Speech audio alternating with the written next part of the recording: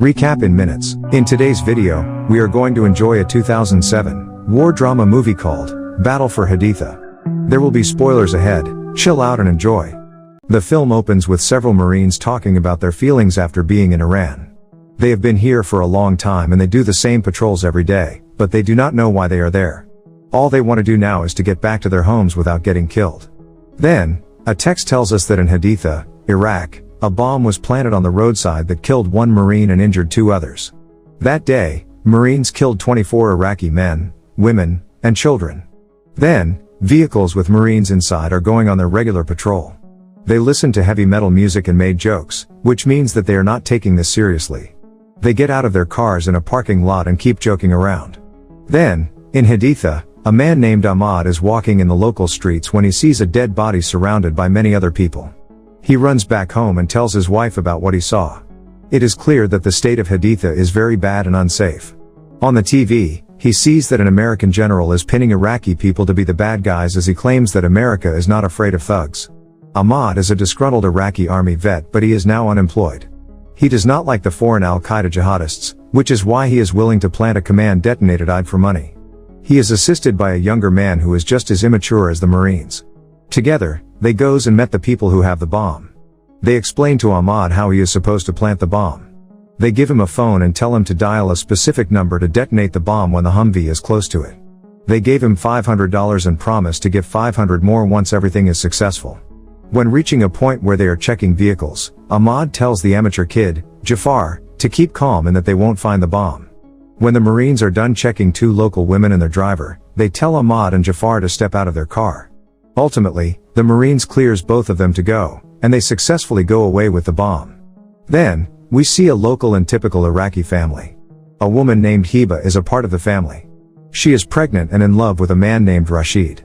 We also see a long scene of Corporal Ramirez is training his group of Marines and none of them are serious except Ramirez. Ahmad and Jafar are going in the car when they stop on a roadside. Luckily, they are right in front of Hiba's house. As they dig and plants the bomb, Hiba and Rashid takes a shower together. She notices them planting the bomb and Rashid instantly goes to tell his father. The father plans to talk to a strong sheikh, who might take some action against this. As they planted the bomb, they raid a nearby house and force the family to leave the house. They go on the rooftop and find a spot where they can keep looking at the bomb and detonate it when the Marines come. Hiba is then with several other women at her house and she is telling them that even the sheikh can't do anything about the bomb. A woman asks what they should do about the party they were going to have for a toddler's circumcision and they claim that they are still going to enjoy the party.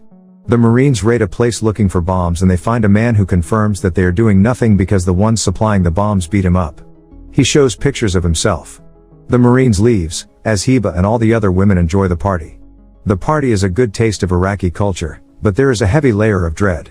At night, Rashid and Hiba are on the roof and he tells her to leave for a few days and go to her mother's house. He elaborates on how much he loves her and wants her to stay, but with the bomb, it is not safe here so she has to go. The Marines then finally raid a house where they find multiple bombs. They ask the people living there, who claims that they were not aware of the fact that those were bombs. When they refuse to share any details, they take all of them and leave. Back at Hiba's house, several women are talking about how they are trapped because if they tell the Americans about the ones who planted the bombs, they will kill them for snitching. And if they don't tell the Americans, they will find out and think that they are with the bombers and kill them. Outside, they are still enjoying themselves and they start firing in the air. The Marines gets a little concerned and come their way. Ahmad sees that the Marines are approaching so he prepares to blow them up, but they are on the wrong side of the road and he cannot detonate the bomb yet. The Marines return back to the base with the men they have taken. In the morning, Ramirez gets up and prepares all of his men again. This time they are a little bit serious because of the men they captured last night. Ahmad and Jafar also had to spend the night there and Ahmad is praying in the morning. While Hiba is asleep with Rashid, the Marines pass by. They see a vehicle passing by with young boys so they stop them. Ahmad also sees the Americans coming so he prepares himself. Two cars passes by the bomb but he waits for the right time. While Jafar is filming everything, one Marine's car comes right on top of the bomb and Ahmad instantly detonates it. A loud explosion occurs that wakes up everyone including Hiba who started screaming loudly. A Marine is severely hurt right in front of them, and as all of them checks on him, Ahmad and Jafar start to run away. The Marines notice them from afar and start to shoot. Ahmad and Jafar also start to shoot at them and they eventually get away with it. At the Marine headquarters, they count 1 Marine dead and 2 brutally wounded. As Ramirez pulls one of the wounded to the side of the road, he sees the dead one and runs towards him. The bomb ripped him apart and only his upper body was left. As he is consumed with rage, he pulls out all the young boys from their car and asks them about the bomb. Their family watches as they fail to answer and Ramirez shoots all of them. Their mother screams in pain as their father starts to shoot at the Marines from their home. Ramirez then gets permission from the Marine headquarters to go inside the house and kill anything that moves or does anything. They start to move inside as Heba takes everyone into a room and sits down. Rashid shows the kids a magic trick just to keep them smiling. His father keeps praying in another room. The Marines barge in and instantly kill the father. Rashid's mother runs out and starts to cry on her husband and they mercilessly shoot her as well. A teenage boy comes out with his hand up but they shoots him. They move inside the room where Heba and Rashid hide behind a wooden cupboard. They come into that room and shoots all the other women and children who were there. After they leave, Rashid comes out only to see that Heba is missing. He goes into the other room and mourns the death of his father and mother. He also finds a little girl who has survived. Heba is also going with an infant child as well and she is trying to find Rashid as well.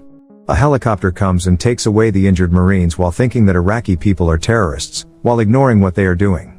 They gets permission to go inside another house and kill everyone. Ahmad is with another sheik and they are filming everything in hopes that people would see what Americans do here.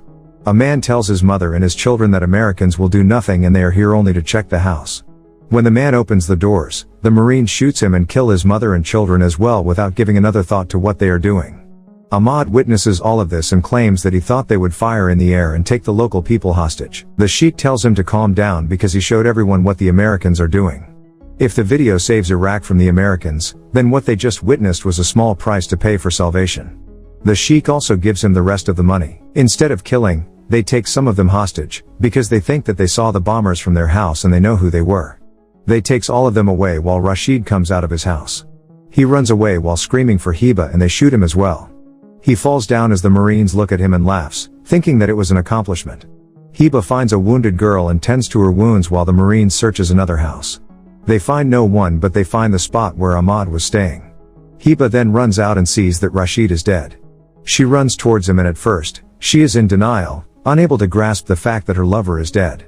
She keeps crying on his dead body as the Marines arrive and tells her to step away from the body. Ramirez goes closer but she pushes him away. Only then, Ramirez realizes that what he is doing in here is the worst thing a human can do to another human. Leaving her alone, he goes back to his Marines where a general comes and promotes Ramirez to sergeant while complimenting him on how good he was in the field. Ahmad goes back to his house and picks up his daughter. As guilt hits him like a bomb, he starts to cry and is grateful that his daughter is alive. At the camp, Ramirez wakes up and expresses how guilty he feels for killing those women and children. He talks to another Marine and starts to cry about it. He claims that he could have changed what happened and saved lives but instead, he asked permission and killed all those people. All the families are mourning over the lost ones and Ahmad films a little girl who has survived. She talks about what the Americans did to her and her family. The sheik later shows the video to many young Iraqi men and all of them prepares to go to war. After 4 months, a woman talks on the news about what happened in Haditha. We see a clip of Heba crying and talking about how Americans killed her husband and children. They even shows a clip of a politician claiming to have started an investigation while everyone knows that he will do nothing. Then, sometime later, a general calls in Ramirez and his team. He states the number of kills each one of those Marines had that day. As the general keeps talking, Ramirez remembers the day when he went inside Heba's house. He tells another Marine to check the room while he goes inside the washroom. He finds a little girl hiding in there and takes her out, and as he walks away with her, the movie ends. Subscribe to see more videos like this, turn on notifications, and leave a like to help the channel out. Thank you for watching.